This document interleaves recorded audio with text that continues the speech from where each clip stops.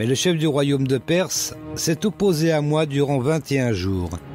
Alors Michel, l'un des principaux chefs, est venu à mon aide et je suis resté là auprès des rois de Perse. Je suis venu pour te faire comprendre ce qui arrivera à ton peuple dans l'avenir, car c'est encore une vision qui concerne ce temps-là.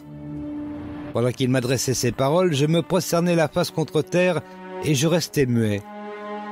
Et voici qu'un personnage qui avait l'aspect d'un homme me toucha les lèvres. Alors je pus de nouveau ouvrir la bouche et parler. M'adressant au personnage qui se tenait devant moi, je lui dis « Monseigneur, cette apparition me remplit d'angoisse au point de m'ôter toute force. Comment le serviteur de Monseigneur que je suis pourrait-il parler à Monseigneur qui m'est apparu, alors que je n'ai plus aucune force et que j'ai perdu le souffle ?» Alors celui qui avait l'aspect d'un homme me toucha et me fortifia. Puis il me dit « Sois sans crainte, homme bien-aimé de Dieu. Que la paix soit avec toi. Fortifie-toi et prends courage. » Pendant qu'il me parlait, je repris des forces et je lui dis « Que mon Seigneur parle, car tu m'as fortifié. » Il me dit « Sais-tu pourquoi je suis venu vers toi ? Je suis sur le point de m'en retourner pour combattre contre le chef de la Perse. Et quand je partirai, le chef de la Grèce apparaîtra. Mais auparavant, je vais te révéler ce qui est écrit dans le livre de vérité. Personne ne me soutient contre tous ses adversaires, excepté Michel, votre chef.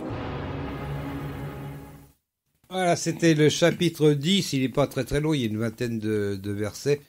C'est pour ça qu'on a pu le faire en entier. Eh ben oui, voilà. On va maintenant poser la première question de cette deuxième partie. C'est la 6e question en tout. Alors, au chapitre 10, Cyrus règne depuis 1 an, 2 ans ou 3 ans. Au chapitre 10, Cyrus règne depuis 1 an, 2 ans ou 3 ans.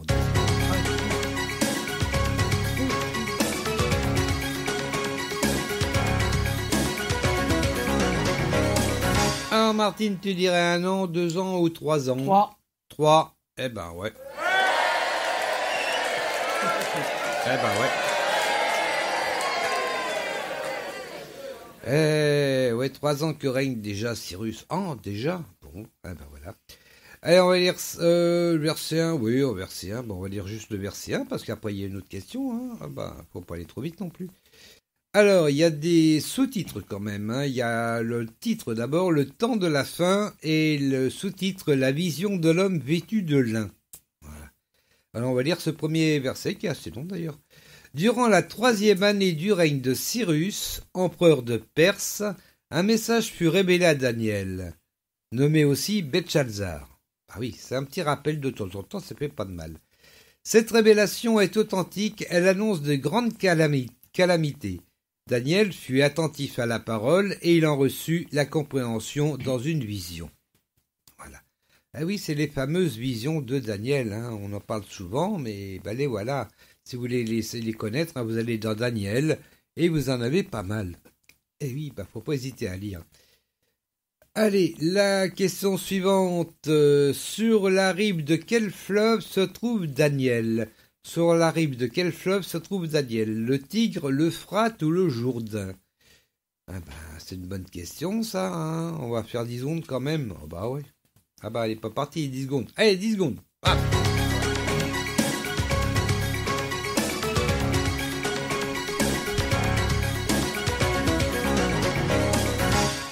Sur la rive du grand fleuve, le Tigre. Le Tigre, excellente réponse. Oui.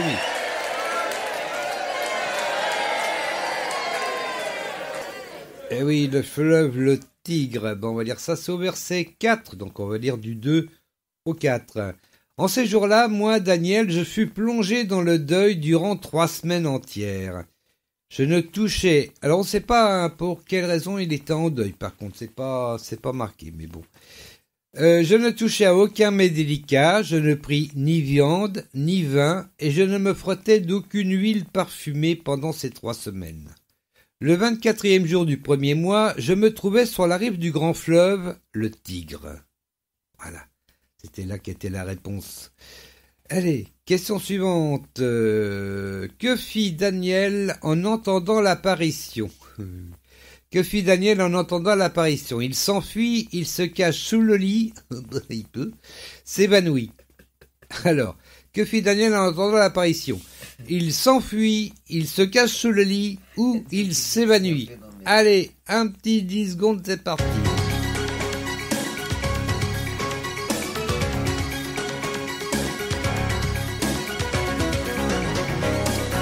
Bah oui, il peut se cacher sous le lit s'il veut. Attends, il fait ce qu'il veut quand même, le Daniel. Eh Martine, tu dirais quoi, toi? Moi, je dirais, enfin, comme je le comprends, il y a marqué caché. Mais bon. Hein? Oui, comme je le comprends, il y a marqué caché. Il s'est caché. Enfin, c'est pas lui qui s'est caché, c'est les autres. Voilà. Et donc lui, qu'est-ce qu'il fait? Eh ben lui, il reste debout, il reste là. Oui, mais il fait quoi? Ah! Eh ben il parle. Mais non. Il s'évanouit, comme la semaine dernière. Bah Daniel, oui, il s'évanouit tout le temps. Oui, c'est comme ça, c'est Pourquoi Daniel. il s'évanouit tout le temps, Daniel? Eh ben, on va lire, parce que c'est bon, il est comme ça, Daniel, que veux-tu? On va lire ça, c'est au verset 9. Alors, on va lire du 5 au 9. Je levai les yeux, j'aperçus un homme vêtu d'habits de lin qui portait une ceinture d'or d'Ouphaz.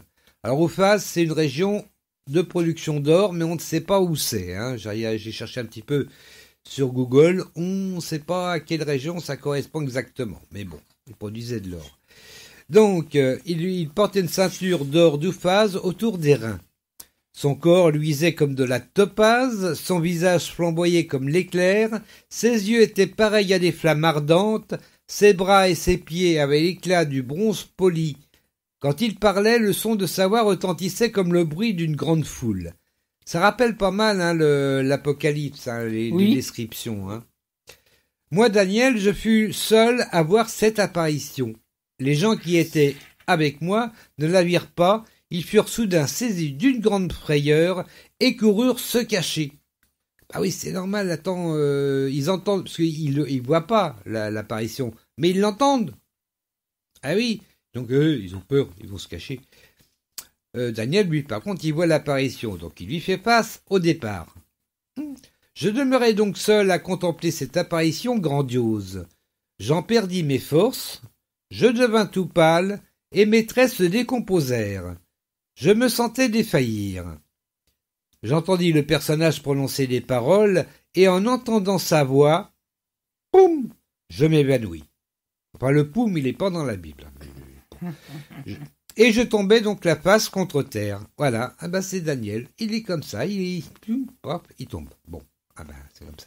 Ça fait quand même la deuxième fois quand même, hein, pauvre Daniel. On commence à être habitué, hein. Oui. Voilà, donc on arrive à la question suivante. C'est la 9e question. Ah oui. Au bout de combien de temps la prière de Daniel a-t-elle été entendue? Au bout de combien de temps la prière de Daniel a-t-elle été entendue? 1 jour, 5 jours ou 8 jours? 1 jour, 5 jours ou 8 jours? Allez, disons.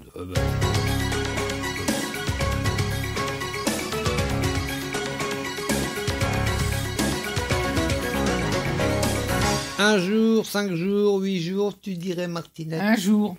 1 jour. Eh oui.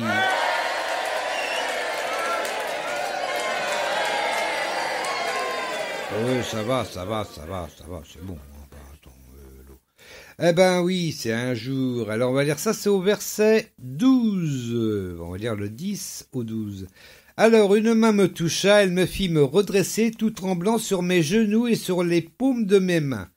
Alors pour ceux qui ont du mal à imaginer ce que je viens de lire, le pauvre Daniel qui vient de s'évanouir se redresse pas, en fait il a 4 pattes là, hein, à genoux et avec les paumes des mains, donc il est à 4 pattes. Puis la voix me dit, Daniel, homme bien-aimé de Dieu, sois attentif aux paroles que je t'adresse. Mets-toi debout, il est à 4 pattes là encore, hein, mets-toi debout où tu es, car j'ai été maintenant envoyé vers toi.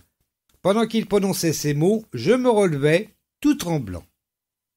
Pauvre Daniel. Alors. Il poursuivit. Sois sans crainte, Daniel, car dès le premier jour où tu as appliqué ton cœur à comprendre et à t'humilier devant ton Dieu, ta prière a été entendue, et je suis venu vers toi en réponse à tes paroles. Voilà. Un jour. Ah ben, attendez.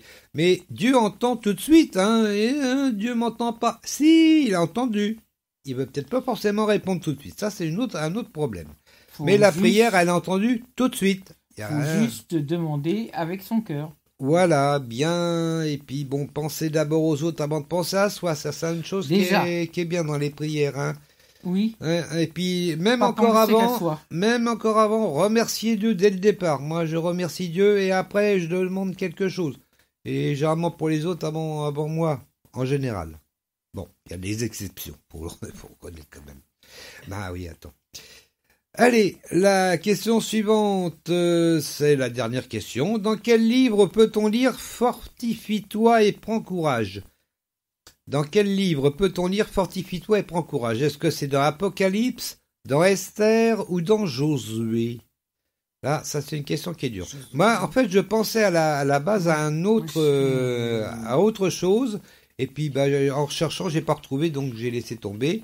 Alors là, c'est donc, dans quel livre peut-on lire « Fortifie-toi et prends courage » ? Apocalypse, Esther ou Josué ? Allez, 10 secondes.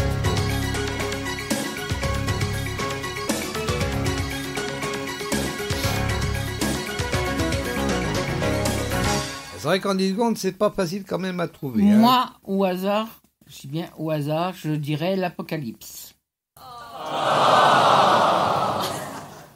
Eh non, mais c'était pas facile. Hein. Non, c'était dans Josué. Mais c'est vrai que ça m'étonne aussi, parce que moi, je pensais plutôt aux évangiles.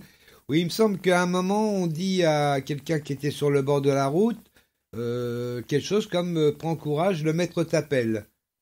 C'est dans mon idée à moi, mais bon, j'ai pas retrouvé, donc j'ai laissé tomber. Effectivement, dans Josué, on retrouve exactement les mêmes termes. Alors, c'est dans Josué au chapitre 1,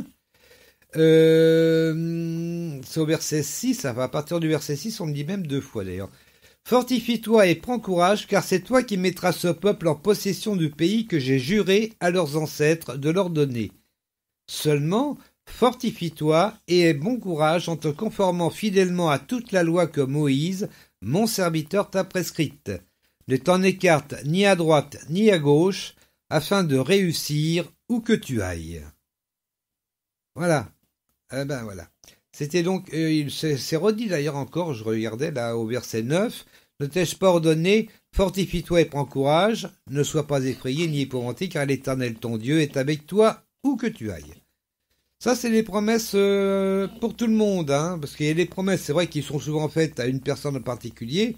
Bon, là, notamment, c'est à Josué. Mais c'est vrai que c'est des promesses qu'on peut quand même s'accorder. Dieu, de toute façon, Dieu est partout, tout le temps, avec tout le monde. Voilà. Eh ben, voilà, on a terminé les questions. Oui, mais tu ferais bien de lire. Il faudrait que je lise, hein. Oui. Ah ouais, je suis obligé, hein. Ah bah ouais. Eh ben oui. Ah bah c'est comme ça. Hein. Bon bah alors si je suis obligé, je vais lire. Sinon je te reprends. Voilà. Donc on était à quel verset 14. On est arrivé 12, non 12. 12, 13. 13, 14 voilà. Jusqu'au 21. Oh bah dis donc, ça m'en fait beaucoup ça. J'ai pas fait d'autres questions. Oh bah alors. Mais le chef du royaume de Perse s'est opposé à moi durant 21 jours. Là c'est toujours Gabriel hein, qui parle. Hein. Alors, Michel, l'un des principaux chefs, est venu à mon aide, et je suis resté là auprès des rois de Perse. Je suis venu pour te faire comprendre ce qui arrivera à ton peuple dans l'avenir, car c'est encore une vision qui concerne ce temps-là. Pendant qu'il m'adressait ces paroles, je me prosternais la face contre terre, et je restais muet. Et voici qu'un personnage, qui avait l'aspect d'un homme, me toucha les lèvres. Alors je pus de nouveau ouvrir la bouche et parler. M'adressant au personnage qui se tenait devant moi, je lui dis « Monseigneur, cette apparition me remplit d'angoisse au point de m'ôter toute force. Comment le serviteur de Monseigneur, que je suis, pourrait-il parler à Monseigneur qui m'est apparu, alors que je n'ai plus aucune force et que j'ai perdu le souffle ?» Alors celui qui avait l'aspect d'un homme me toucha et me fortifia. Puis il me dit « Sois sans crainte, homme bien-aimé de Dieu, que la paix soit avec toi. Fortifie-toi et prends courage. Pendant qu'il me parlait, je repris des forces et je lui dis « Que mon Seigneur parle, car tu m'as fortifié. » Il me dit « Sais-tu pourquoi je suis venu